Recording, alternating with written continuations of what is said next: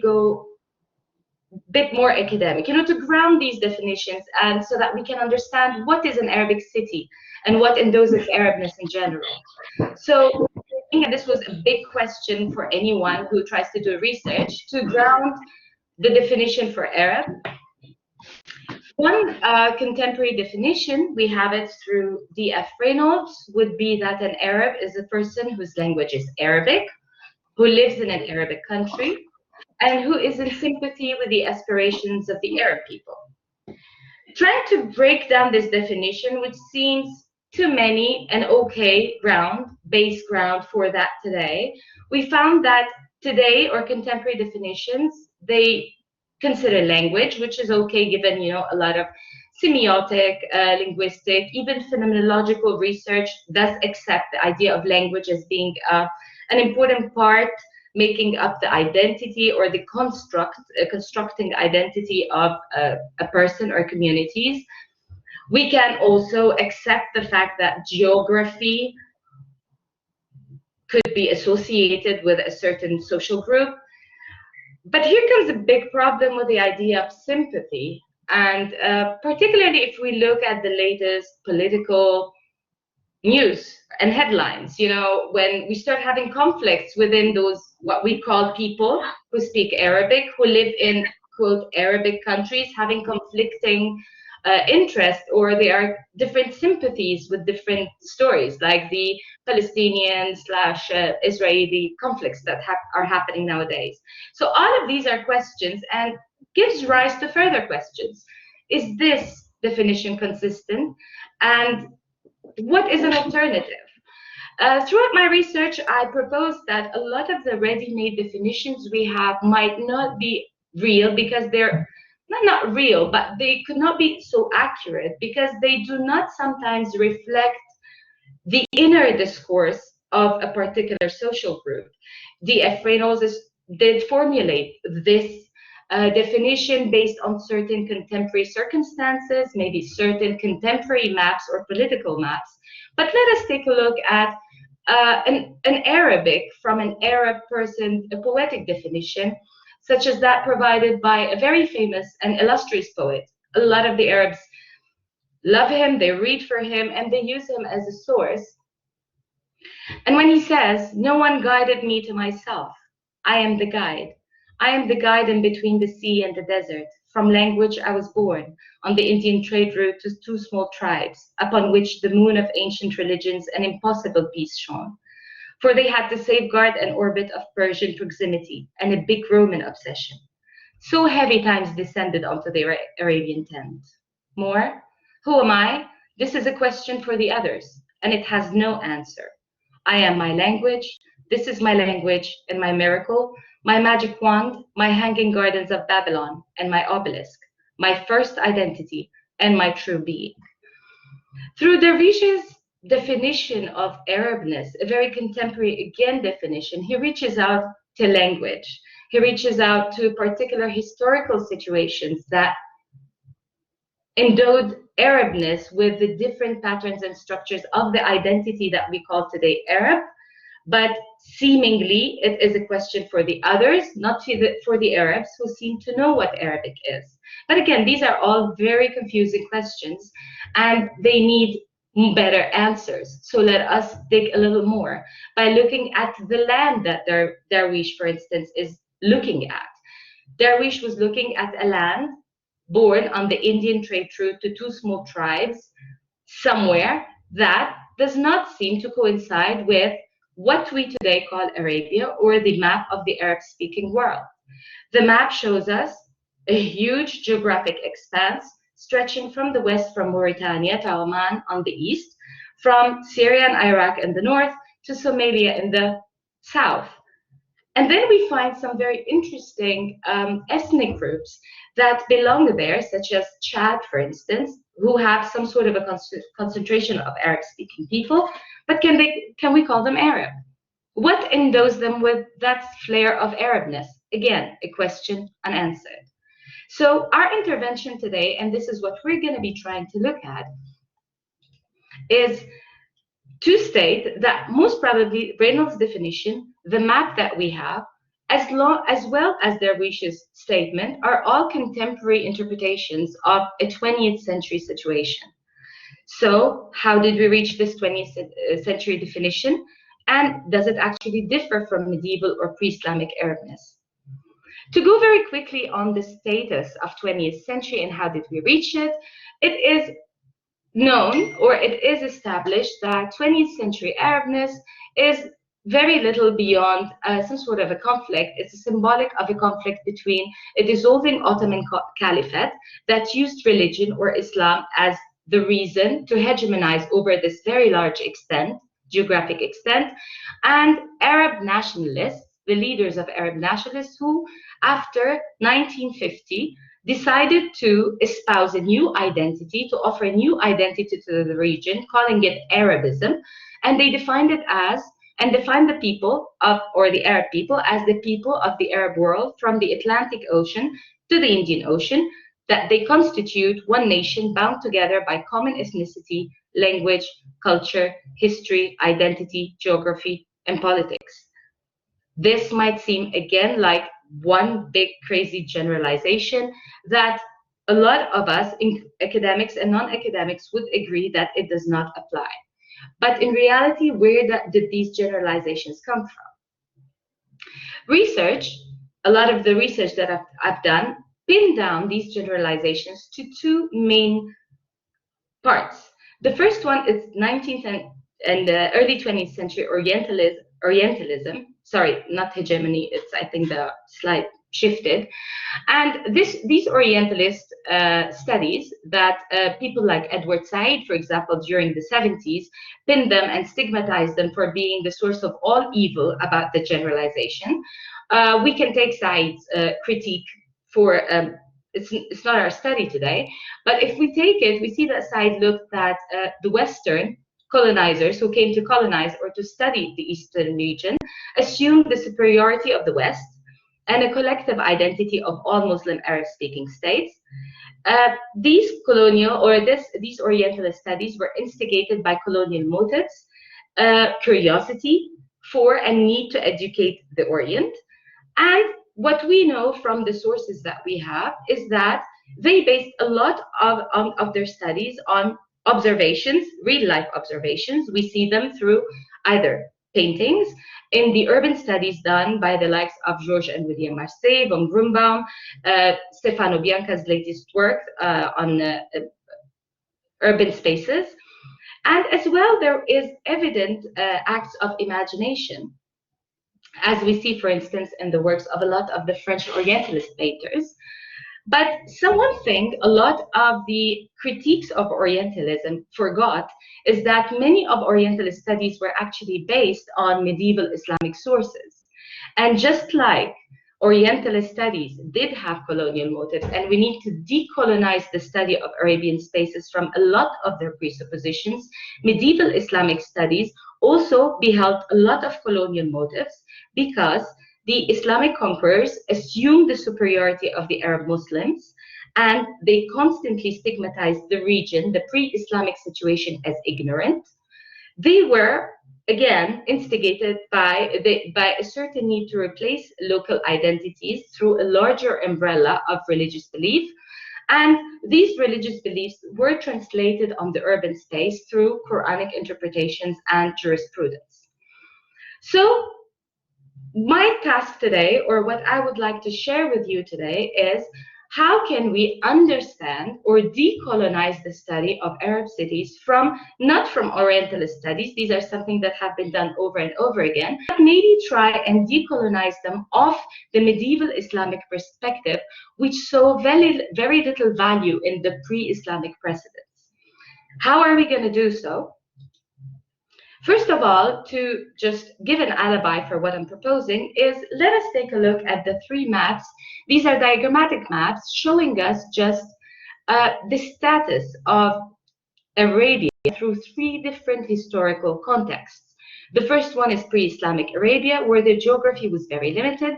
And then we have Arabia or what we can call Arabia in quotes here, during the largest extent of the Islamic conquest, spanning all the way from Spain on the west to Kazakhstan on the east. And then what we would call post-Islamic Arabia, which is the political, again, extent of the Arab-speaking world after the dissolution of the Ottoman Caliphate. Through the maps, we realize that the geographic territory that we refer to as Arabia underwent substantial expansions and retractions, and hence we can assume as well that the concept of Arabness or the Arab space in general underwent a likewise form of expansions and retractions.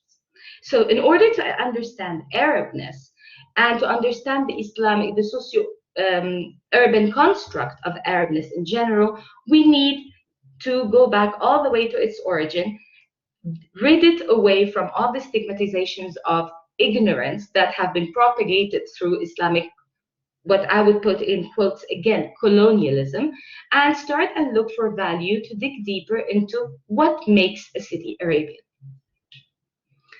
Let us look at the state of pre-Islamic Arabia from different sources.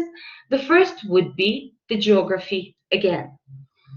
Most historians, starting from Herodotus in his book Histories 3, for instance, circa 430 BC, most of the historians divide pre-Islamic Arabia or that region into three main parts. The southern part, or what we call today Yemen, was called Arabia Felix. There is Arabia Petra in the north, what we call the northern, southern Syria, southern Iraq, parts of modern-day Jordan.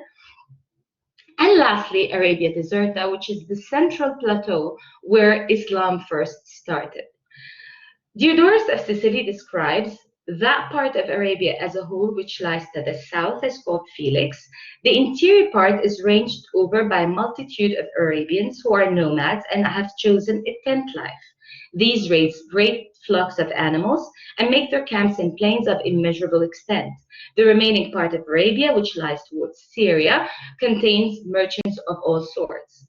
Through this small quote, we realize that what we have in here are different forms of social settlements with apparent differences in, or what we can assume different cultural constructs in general that makes their idea of Arabness or belonging to what we call Arabness somehow different. Let's take a look again at different sources for defining pre-Islamic Arabness. We find, ironically, and that was a very interesting thing that I found while researching, that the root of the word Arab itself comes from the phonetic Gharab Arabic, meaning west. And if we look today at the differentiation between East and West, we would mostly not describe Arabs as Westerners, but we would describe them as Easterners. But apparently, the term had geographic grounding, meaning that they are the Western islanders in relation to Mesopotamia. An important 13th century historian, Islamic historian, Shams Qais al-Razi, also argues that the term refers to a group of people who first spoke Arabic, and their king, his name was Yarub. In Hebrew and biblical etymology, the Semitic root Arbi suggests meanings of west again, desert, mingo, mixed, merchant, and raven. All these small meanings, they group together to tell us again that Arabness was not one thing during the pre-Islamic time. It meant a mixed race who possibly lived in a particular geographic location, namely the west of Mesopotamia, or even possibly the west of Jerusalem. Having found these definitions, we might then say, how did these people live? And how do these classifications help us in grounding what Arabness is? Let's start by looking at Arabia Felix in modern-day Yemen. We see that it was home for the oldest Arabian kingdoms, the kingdom of Saba, Sheba in biblical terms, and it extended from 9th century BC to 75 AD. We have the kingdom of Hadramaut and the kingdom of Himyar.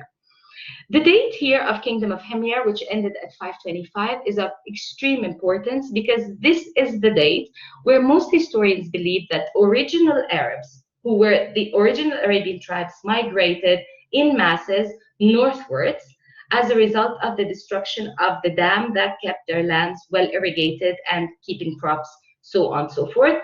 Others, other historians believe that the migrations took place way before that. However, when we look at the cities that they built, and particularly the architectural ruins that those southern Arabians left, they did leave great monuments, very monolithic in structure, with lots of important inscriptions. What is believed, like the template that you see in here, what is believed to be the earliest forms of Arabic writing, again, very geometric, very linear. If we take a look at the people that we call the Southern Arabs, they do not look as ignorant as, the Islamic sources tell us, but they look having some sort of sophistication, some sort of a military dress, very distinctive head. I don't know if it's a hat or if it's a hairdo, but what is interesting is the posture that tells us that it looks very similar to the ancient Egyptian paintings or the archaic Greek sculptures. And this starts giving us some hints that there was definitely some sort of exchange that was happening between Arabia Felix throughout its almost 10 centuries of development in the south of Yemen. Moving forward, to better understand what was really happening in the south of Yemen, we find Strabo, historian, 22 AD, describing Arabia Felix as, and describing its central capital of Mariaba. It's situated upon a mountain, well wooded. A king resides there who determines absolutely all disputes and other matters, but he's forbidden to leave his palace, or if he does so, the rabble immediately assail him with stones according to the directions of an oracle. The people cultivate the ground or follow the trade of dealing in aromatics. There is such an abundance of these aromatics that cinnamon, cassia, and other spices are used by them instead of sticks and firewood. The interesting thing about Strabo's description in here is that it does create a certain people in a particular place that seems to be very abundant agriculturally with lots of aromatics, meaning given this historical situation, they're very rich, since these were the most traded items of the time. The people seem to have an established political system as well as an established religious rituals. We have a king, we have a rabbi, we have people cultivating the land. And this does make us question, again, a lot of the Islamic sources who said that the era preceding Islam was nothing but an era of ignorance, and there is nothing much we can learn from them. The map on the left shows one of the maps proposed by the current researcher Irfan Shahid, who was tracing the north migration of a very particular tribe called the Ghassanids, all the way from Marib to Jabia on top of Petra on top. And he did provide a lot of evidences for these kind of migrations, and we can do the same for many other tribes. Now let us move to another site, pre-Islamic site, and see what was happening there. But this time we're going to move from the south of Arabia, as I'm showing here, to the north of Arabia, to the cities of Petra, right there, and then Hatra near the Iraqi Tigris River. So the prime example of Arabia Petrian cities would be Petra and nowadays Jordan, which was the capital of a group called the Nabateans from the 4th BC to the 2nd ADs. The Nabateans developed some advanced building strategies of the time. They carved their buildings in directly on the mountains, and they mastered the science of water storage and conduiting. There are many historians, including Robert Hoyland, who believe that Petra at the time, given the archaeological excavations, was similar. He coined it Las Vegas of the ancient world. It did boast a huge cosmopolitan city with lots of envoys, ambassadors, long taxation stays with different caravans, a multitude of temples that were dedicated to different gods. In addition to that, we do have, again, different tradition of Arabic writing that is documenting here on the plaque, and it is believed by lots of current philologists, including Christopher Luxemburg, that these types of writings, particularly found in Petra, are the basis for the classical Arabic we know today. Other than the buildings and the city, the map of which I'll be sharing with you shortly, it is very interesting to see that there was again traces of huge exchange. If we take a look at the different sculptures, at the different motif systems that were employed at different sites of Petra, in Petra, there was a sanctuary to the gods, a theater, residential quarters, traces of industrial sector, a bath complex, multiple cisterns, and complex network of colonnades and terraces. The motifs, such as these elephant motifs, do suggest to a great extent that, again, Arabia and the Arabs of the pre-Islamic time were not secluded, they were not without exchange, and there was definitely either some exchange with some, Asian cultures or Ethiopian cultures where the elephant was a common animal used. So they've seen it and they carved it. We really still don't know the reason why, but this is a very interesting motif. Again, a lot of the motifs that were shown on the tombs show again traces of influence from Saba, from the south, as much as from ancient Egyptian artifacts. Again, what we're trying to show in here is the diversity of the Arabic phenomenon at the pre-Islamic time. And this diversity is even more apparent in the second example of Arabia Petra, which is Hatra near Iraq, which, in contrast to what Petra was showing us from great influences from Greek and Roman, as we've seen in the picture of their buildings, Petra, on the other hand, showed great influences from Parthian and Sassanid, from the Parthian and Sassanid empires. And this kind of influence is mostly apparent in the city's circular plan, which was conceived between 2nd BC and 241 AD. The full plan is believed to have developed throughout these almost 3 centuries of time. And if we look at it, we find a very interesting the way that it is comparable to a lot of medieval cities in the way that it has moat and causeway, a protective fortified wall surrounding it, 4 gates, breaking it down, into 4 exact quarters, the north gate, south gate, east and west gate. And there is always the main temenos, or the main sanctuary courtyard, in the middle. There are ample markets.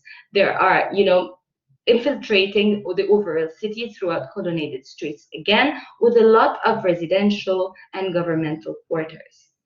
The most interesting parts of Hatra are the sculptures, which again show us a very sophisticated level of clothing, fashion, jewelry, headdress. Even the writing beneath the sculpture down there again shows the cursive kind of writing similar to the Petra's inscriptions. But what is even more interesting, that we see the small details such as the tambourine, the beard, very well-shaped beard of the sculpture, the princess picture with her gesture and beautiful jewelry, and not to forget their very first version of Satan, or what is called Bazooka. He was the god of the evil, comparable to Satan of our modern day, or in the biblical stories in general. So some of us might start questioning, and why are we discussing cultures that seem to have happened all the way on the south, where definitely they had a very particular mode of development, and then we are discussing the northern parts, which definitely are influenced by either Roman or Sassanid. How about that central plateau, which is believed to have mostly nomads, where Islam was revealed, and that justifies the Islamic prejudice or presupposition that there was nothing there but nomads. In reality, current archaeological findings, they did discover a city called Qaryat al-Faw. I would like just to show it to you back on the map here. Qaryat al-Faw is right in the center, very close to Mecca and Yathrib, so it is within the central Arabian desert. And this In the 80s, it has been found by a Saudi archaeological team, and they discovered it to be the capital of what's called the Kindite Kingdom. And it stayed there not for 10 or 20 years, but it was for 3 centuries, from the 1st to the 4th century. And the site shows substantial evidence of an organized settlement, it having a palace, residential clusters, tombs, a large market, and a temple. There are plenty of remnants such as metalworks, wall inscriptions, paintings, pottery, and silver coins.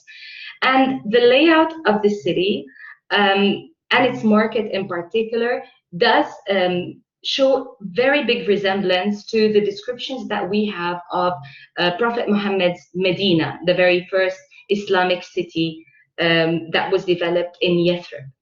The most interesting aspect of the inscriptions, the wall inscriptions that were found in Qaryat al-Faw, is what seems to be a section of a building, multi-story building, with an evident water dropping, someone taking a shower. This was a fascinating piece that we will be discussing later when we come to show the resemblances between the Islamic and the pre-Islamic items. A final piece in there that we would see, again, that was raised many questions, are the mosaics that were found in Qaryat al-Faw, and the very organic forms, you know, in the statues, whether in the camels and in the hairdo, the seemingly very Christian symbols or paintings that are found again on the site. They do give us, again, a lot raise questions about the nature of Arabness during the pre-Islamic time. And furthermore, we find now new inscriptions in Arabia Deserta that seem to be more southern than northern. So again, all of these questions that we've raised, they do tell us that pre-Islamic Arabness, which is the origin of what we can call Arabness, needs substantial revision today in order to pin down and to redefine the nature of Arabism in both its Islamic and post-Islamic time. So what grouped all these places together? It seems that pre-Islamic Arabness was really made up or constructed through their presence on a vast expanse of a desert where those different, very few towns, these are few examples, there are so many towns that were present and are still needing for excavation and exploration, but these were all grouped together through an extensive network of trading, and this extensive of trading did not happen just haphazardly, but in reality it was a result of treaties, coalitions, and official political truces that were made among these different tribes to create one large route that safeguarded the different Arabian tribes' livelihood and made sure that everyone was living properly. Yes, we did have some nomads, or what is called in Christian literature the Saraceni, those muggers who would just jump on the caravans and rob the riches there. But the Arabian tribes of the pre-Islamic time did have a very established form of communication through the trade route, turning both the desert and the trade route and that pathway into constructing spaces that really enriched the idea of Arabness and gave it its raison d'etre. How do we know that? Again, we know it from the different poetry that we have, the writings of the pre-Islamic times, from the remnants that we showed you. And if we have much more time, we can just explore more and more and more of the pre-Islamic poetry that can tell us not only of everyday trading, but would tell us about love stories, about religious rituals, about truces, about even battles with jinns and unseen supernatural phenomena. Yet, apparently, what seems to be the most important part that made up pre-Islamic Arabness and constructed its socio-urban sphere was the idea of rituals, where pilgrimage to those different towns, including Hatra, Petra, and Mecca, which is the birthplace of Islam, they were religious hubs and centers where all these caravan routes would move from one place to the other to pay tribute to the gods. Again, pre-Islamic poetic insights on that, particularly on Mecca, we would find it in one of the Meccan chiefs would tell us, I pray for protection to the God of people from all harm that might be inflicted upon us, and to the house in the heart of Mecca, and to Allah who is the all-knowing, and to the black stone that they touch and reside next to from dawn to dusk, and Abraham's footprint on the muddy rocks where he stood barefoot, and the running sprees between Safa and Marwa, for all those who came to Hajj to visit God's house, whether riding or walking, performing all its sacred rituals. This description of the rituals of pre-Islamic as much as Islamic Hajj, they do persist and present us with a threat that we can just start looking at, where the trade route becomes not just an ancient phenomenon, but it can tell us a lot about what happened even during the Islamic time. If we move a little bit forward, fast forward, to start and pin down a little bit, we were able to define Islamic Arabia through etymological roots, through geography, through some sort of experiences and activities. But why did the expansion of the Arab presence during the medieval era, that was a result of the Islamic conquest, did mask these ideas? The reasons are, as a lot of the current theoreticians would propose, is that the Islamic conquerors came mainly from Arabia Deserta, and because there was little on the eastern frontiers, there was little of the richness, and they made use of Islam as an umbrella to unify all of the lands that they conquered. However, even though these lands were just officially and politically conquered, we cannot precisely locate when or how did all the population of all these conquered lands, as you see them on the map, all the way from Andalusia to Afghanistan, for instance, to Kabul, when or how did they convert completely to Islam? We cannot locate that. However, what we can really locate is the language, as Arabic language, which today we are using as the defining aspect of Arabness. Was not, all of these territories did not speak Arabic, and we don't have proof of that, since we're looking at some of the papyri that we find, for instance, in Damascus, northern Iraq, and Egypt, like the ones I'm sharing with you in here, would show that everyday politics and even the correspondences among the different states was written in Latin, all the way starting from the first conquest of Egypt in 642, all the way until the mid-9th century. Still, Arabic was gradually introduced to the region. So again, the question becomes, how did these Arabic conquerors bestow a sense of Arabness on those vast regions? And one very interesting aspect would be urbanism, where they used again the idea of the desert and the trade route together to create a formula that Zaide Antrim, in her book Roots and Urbanism and Roots, would call it. This formula is basically mosque plus souk plus bath would equal Islamic city. And if we kind of franchise this urban formula onto all of the urban spaces that we have, then we would create some sort of family resemblances that would make the disparate Islamic cities more and more Arabic in their construct.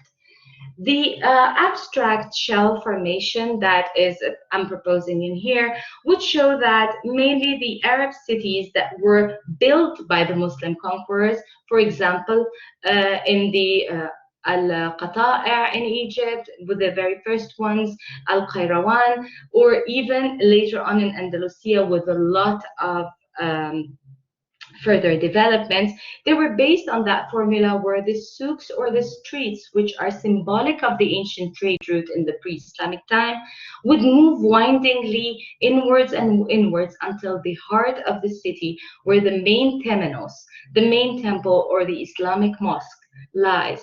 By creating these kind of journeys within the cities, they would start creating some sort of affinities, start to apply a lot of religious dictations, to start to espouse a lot of the Quranic symbols of, for example, of the paradise, where the center of the city would become the heart, the sanctuary, the haven, outside from away from the gates, away from the everything that is unknown towards the center of the city. The market street would, just like the old plans that we've seen, would start creating segregations between the public spaces and the governmental spaces. And this was done through different adaptations of the pre-Islamic plans. Some of these pre-physical adaptations are the circular map of Baghdad, for example, that shows a striking correspondence to the example we've seen in Hatra itself, alone from Parthian types. It's interesting again to see that this particular city plan, like that of Baghdad, which is very well described in details in Al-Yaqubi's book, Al-Buldan.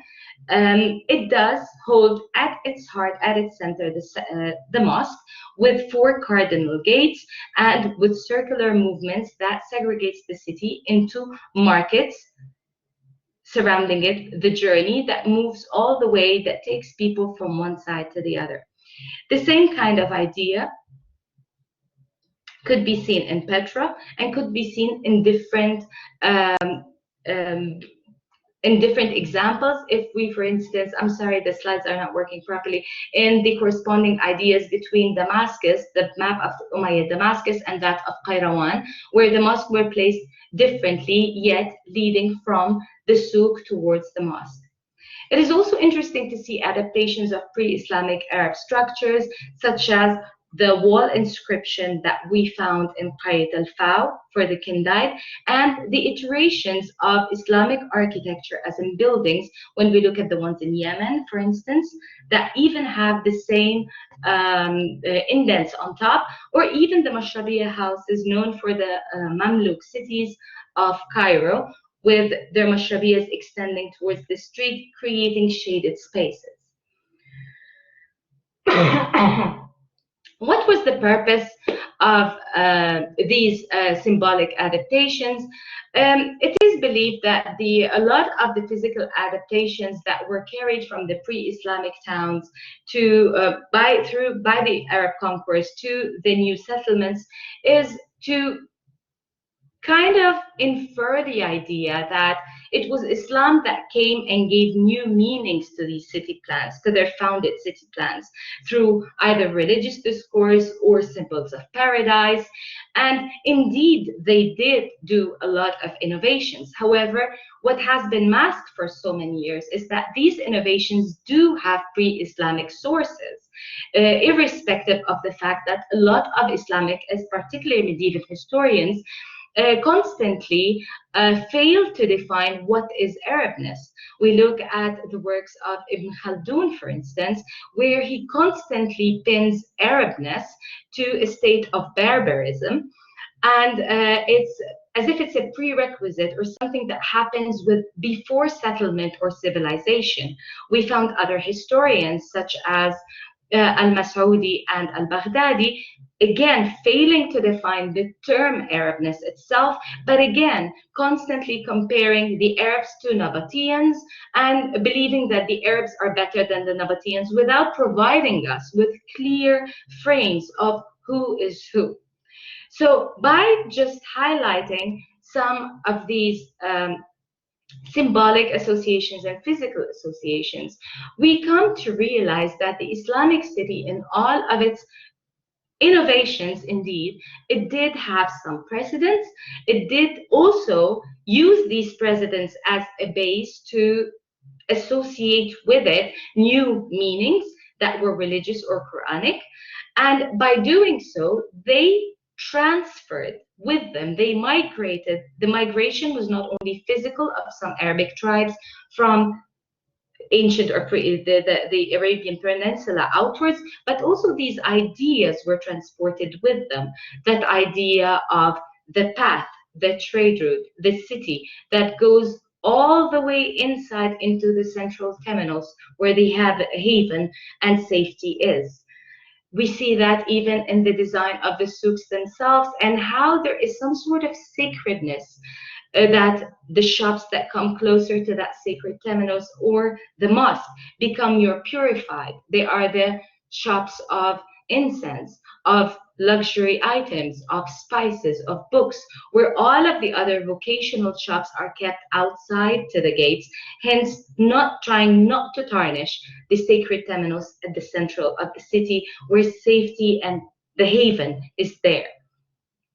We do understand these different forms of practical wisdoms. Until today they persist, and we understand them again through modern poetics, such as this statement by Nazak al-Malaika when she was describing poetically a journey in one of the souks, when stayed in a foggy dream. I strolled down through an old souk, drowned in rose water.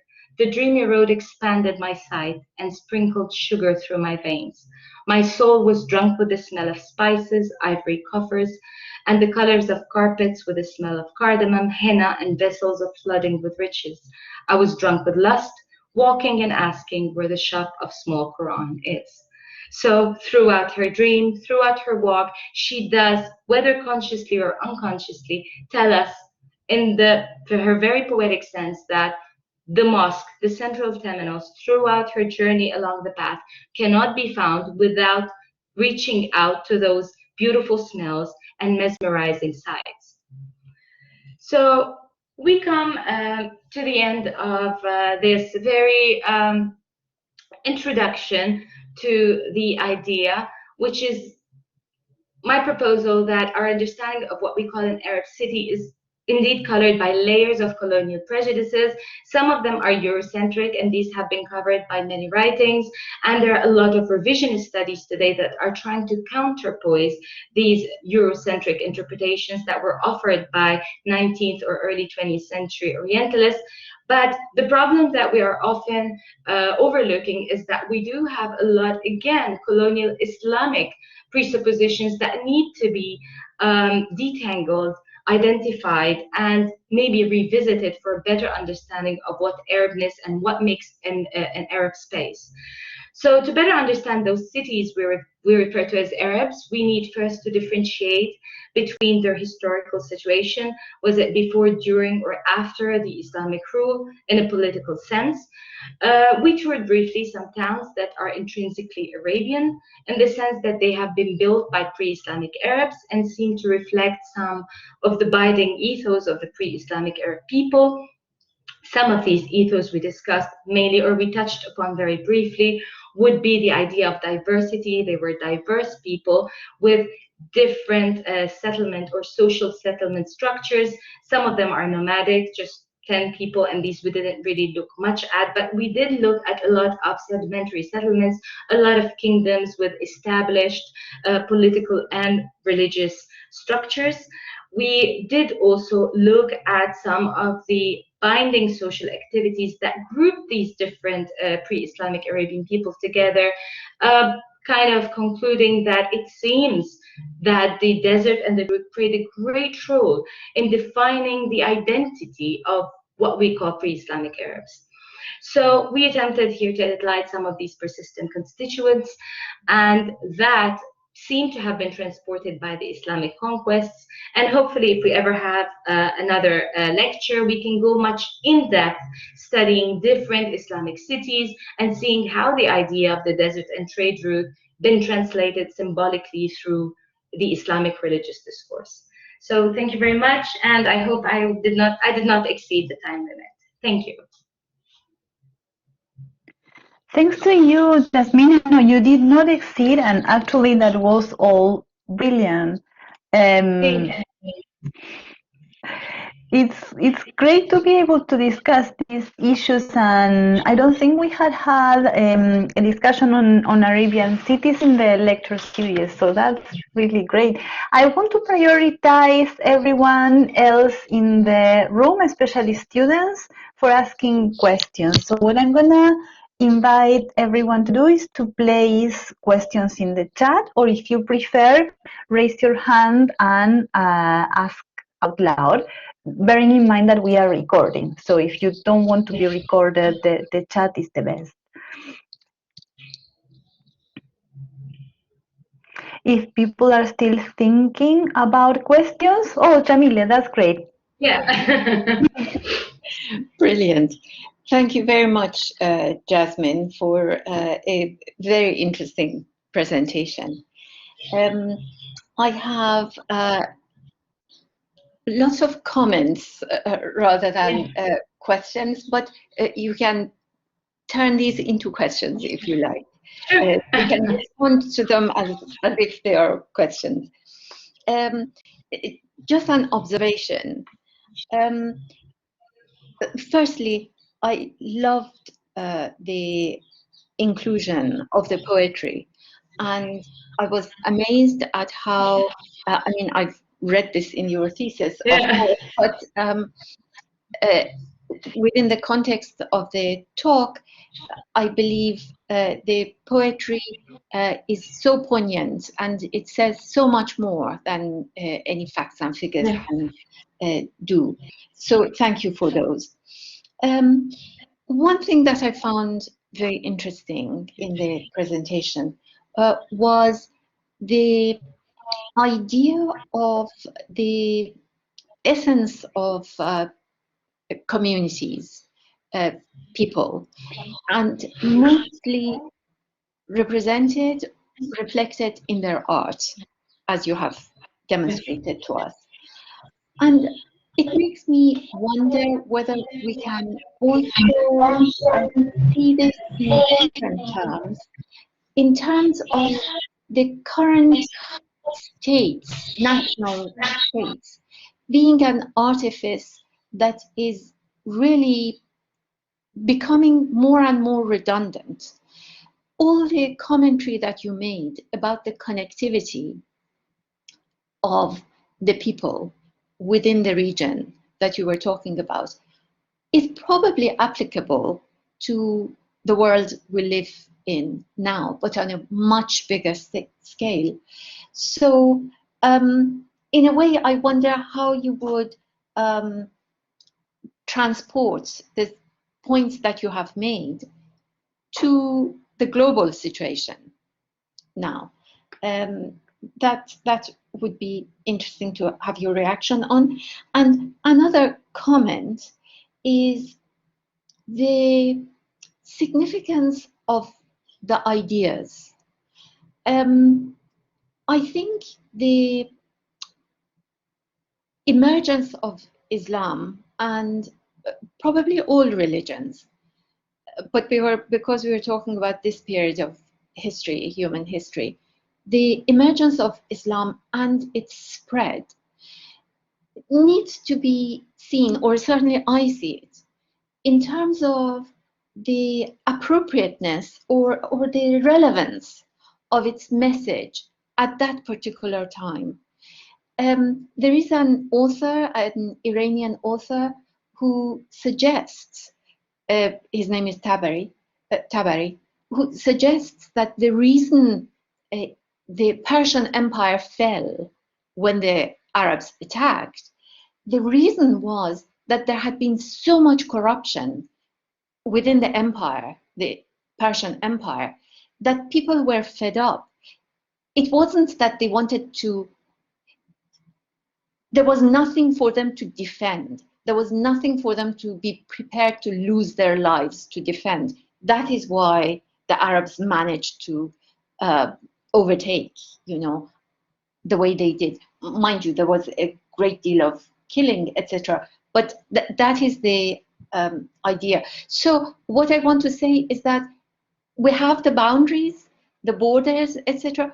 But then again, we have the attraction of new ideas that can go beyond boundaries as well.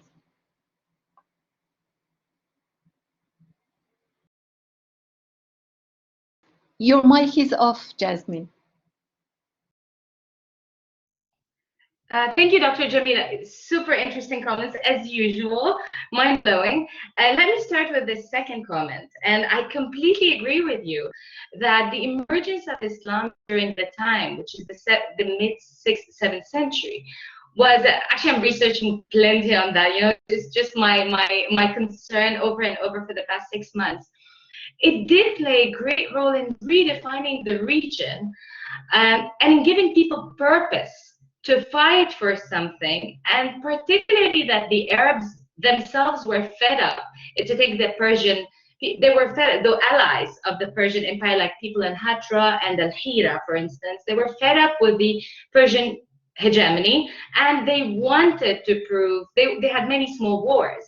So Islam, as Ibn Khaldun would say, those Arabs, he calls them barbar, but they would only be ruled by a prophet, not by a king.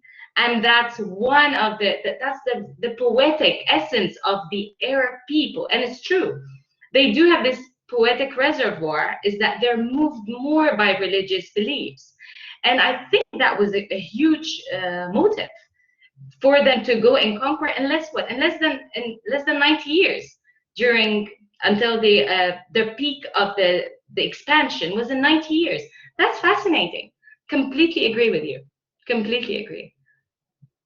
Yeah, so the global situation, I really don't know how we can do that, or how can I tie what we're talking about the global situation, but I don't know.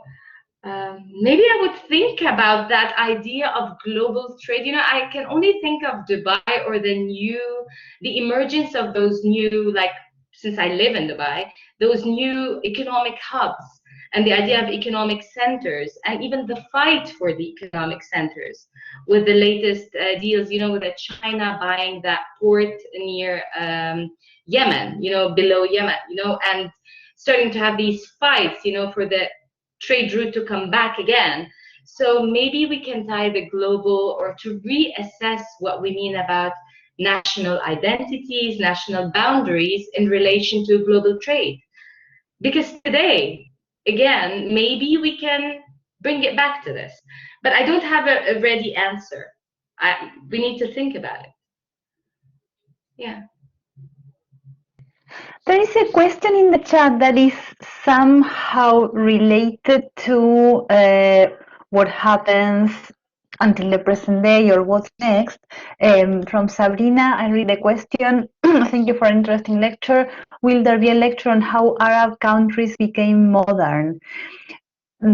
As an organizer, the most immediate response to that is that no, the schedule for this year is already closed and we have only one more lecture. But if there's interest on that, we could definitely pass the feedback on to try to have one next year in the open lecture series. But as we are here discussing things, I thought we could ask Jasmine if she has any thoughts. Of course, it's probably material for 10 lectures about how Arab countries become modern. But would you like to say a few words, Jasmine, about what happens next in the story you were telling us? So there are these pre-Islamic cultures and symbolisms and spaces, and then Islamic Arabs embrace them and take them farther in a way, also applying them to a particular military-political enterprise. And then that informs Western conceptions, which implies quite a lot of simplification, right? But what happens after that and to the present day? It's very interesting. A lot happens. I think Dr. Jamileh would know. We worked on that together. But what happens next, it would be, I would love to have a lecture on that, definitely, and to even see how all these different symbols and symbolism and constructs played actually and influenced the building of the modern Arab persona. We see how the new Arab urban spaces have been built, with lots of examples from Cairo. Cairo is a prime site for making a lot of comparisons. I think we do have the Islamic Cairo, and we have a whole new city that was built on Islamic, that was built on the Islamic mottos and ethos. And then we have that 1920s, a whole new city was called Modern Cairo, that was built on European ideals. And we have today a third new capital that's built on 21st century ideals. Again, maybe, yeah, Dr. Jamileh, that would tie to the idea of globalization and creating the prototypical global city. So yeah, we do have a lot of material there, again, with lots and plenty of beautiful poetics to share. So yeah, that's that. I hope that was not too long of an answer.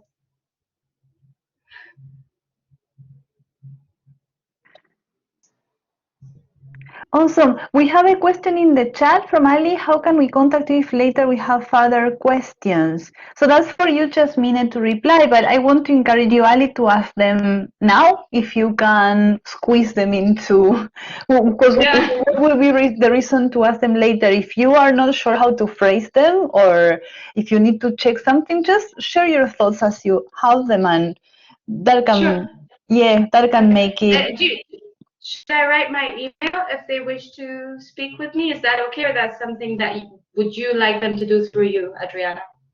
By all means, if you're happy to respond to questions, your email, or if you have a professional website, whatever way you'd like to communicate. But questions are really welcome here. That's what I meant, because they help create a collective conversation where we can all learn more about the subject. Each question brings a different angle to the same subject, so it's really good for this Q&A.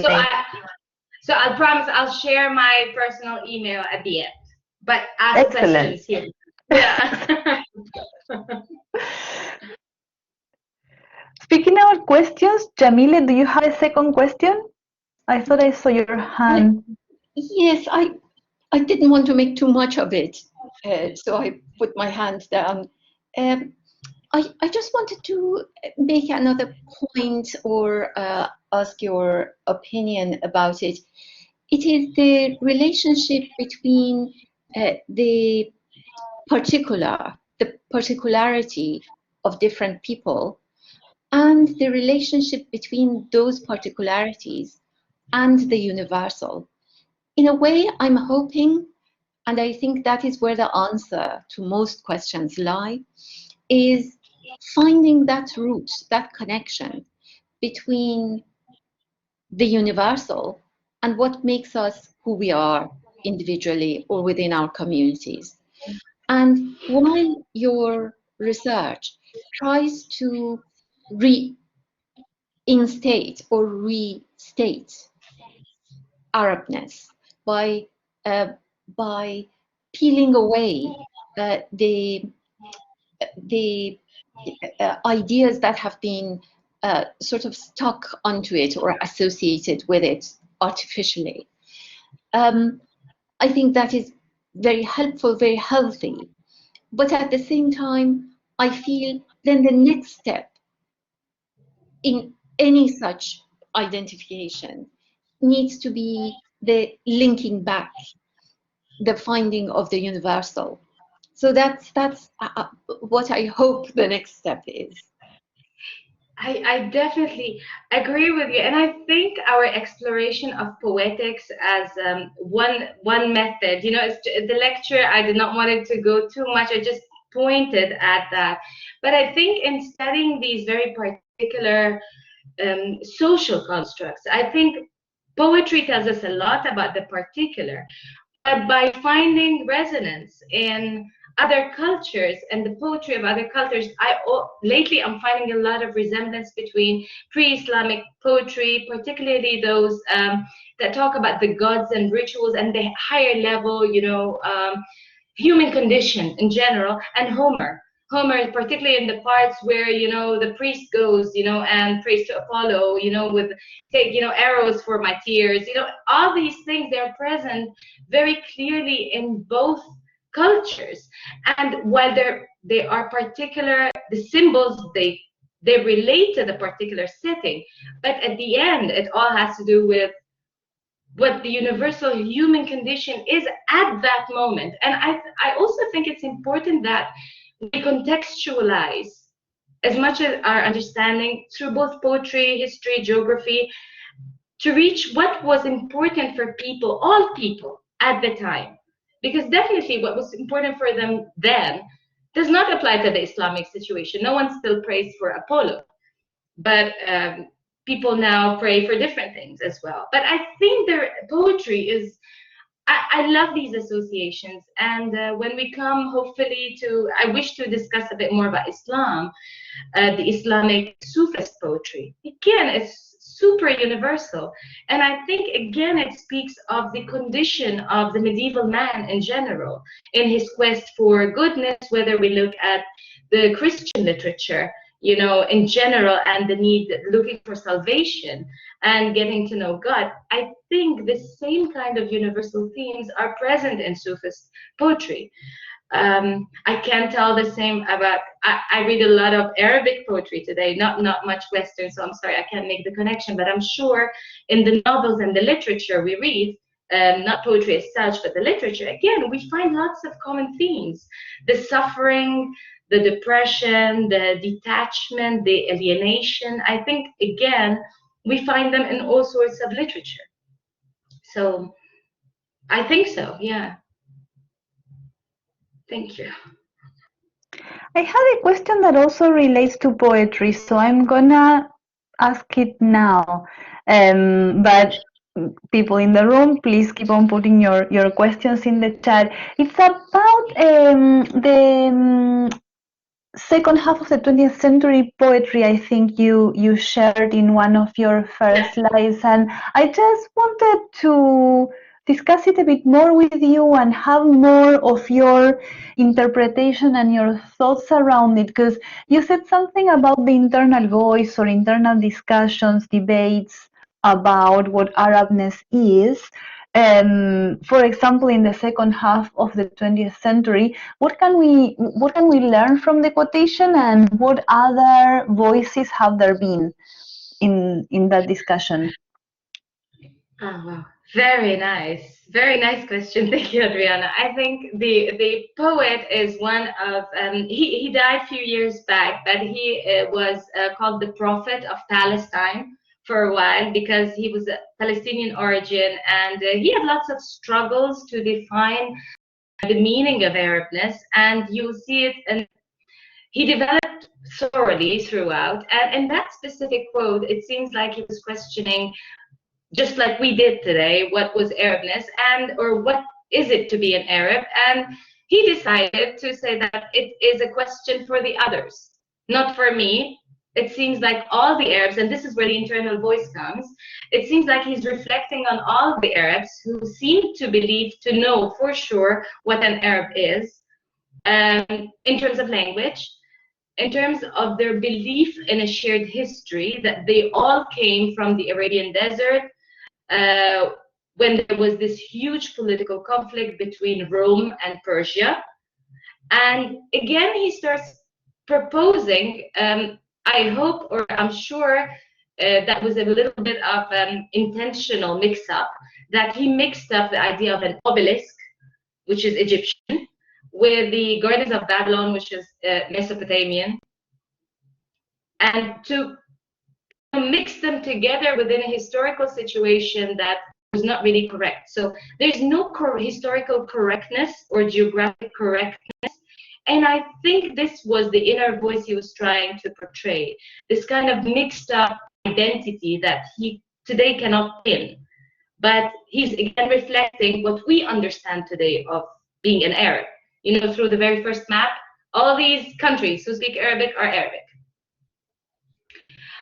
But just to be fair for Darwish, towards the last years of his writings, this was towards in the late 80s, early 90s, where there was a little bit of a lot of emotions and not lack of rationality, but less rationality in his writings. Towards the end, he became very rational and putting things in their correct perspective.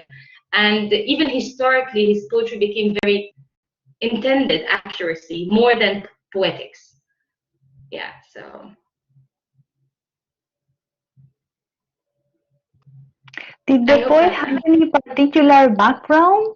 Does it matter for his conception of Arabic culture or Arab culture, or would anyone in the Arabic world share the point of view? No, he was Palestinian. He lived during the 50s and 60s, during the very big conflicts between Israel and Palestine at the time.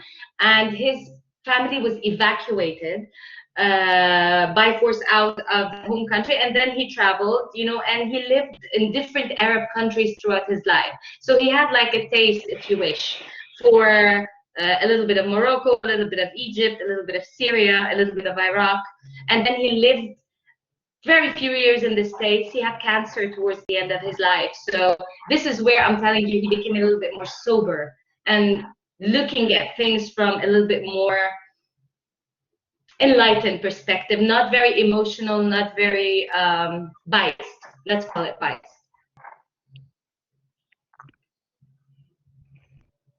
I could keep on asking questions, but I'm gonna Yeah, make some silence. No, I'm gonna leave others. So purposely just make some silence here.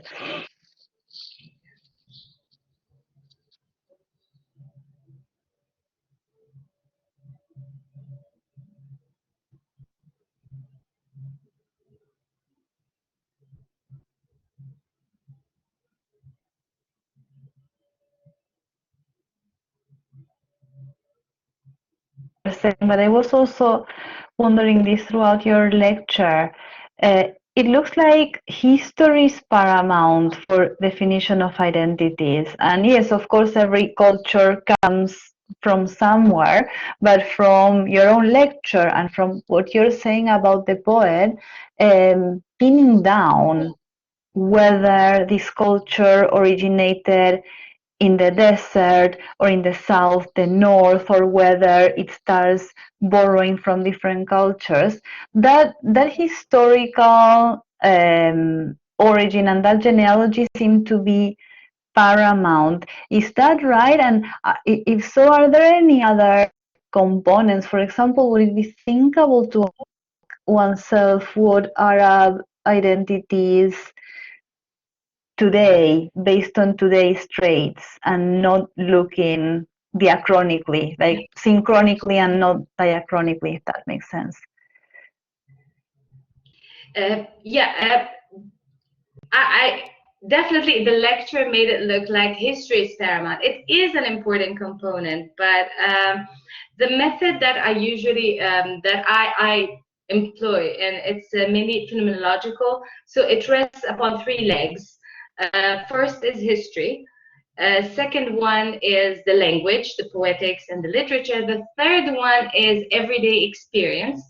Unfortunately, I tried to touch upon it through the art and a little bit of, again, the descriptions that are found within the poetry, but it requires heavy analysis that I don't think the lecture time would have allowed us to do so, because just to go and pin down each and every single experience and link it to something else, it's lovely, super interesting. But it's difficult to make in the 50 minutes. So no, it's actually it's a circle made up on sitting on three legs. History is the first entry point. Then that should take us to literature, which is the second level.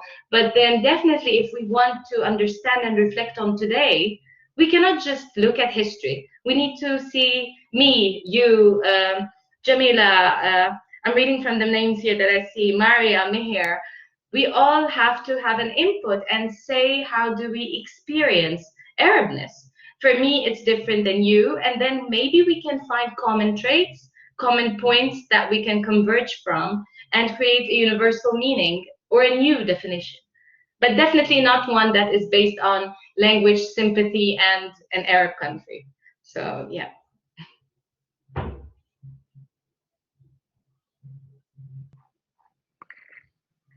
Yes, thank you. Perfect.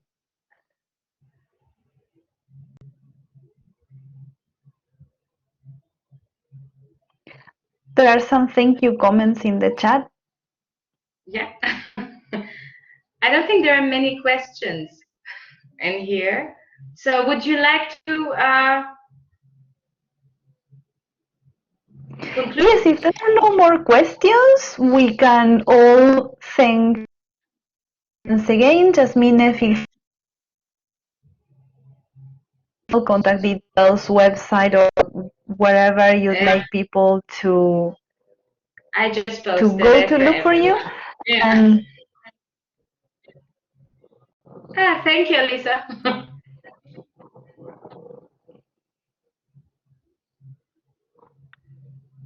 so again, thank you, Jamileh, for suggesting Jasmine as a speaker for today and for putting me in touch. And thank you so much, Jasmine, for joining us today. Thank you so much. It was a pleasure. Thank you, Adriana. Thank you, Dr. Jamileh. It's been a real honor. Thank you very much being here, sharing those ideas. Hopefully we meet again with new stuff on Arabness. Absolutely. Thank you so much. It was fascinating as always, and hope to see you soon. Thank you. Sure. Take care. And to everyone in the room, thank you for joining us. And yes, see you soon in the next one or in any of the other activities we'll have. Thank you. Bye-bye. We'll be in Bye. touch. Bye. Sure. Bye.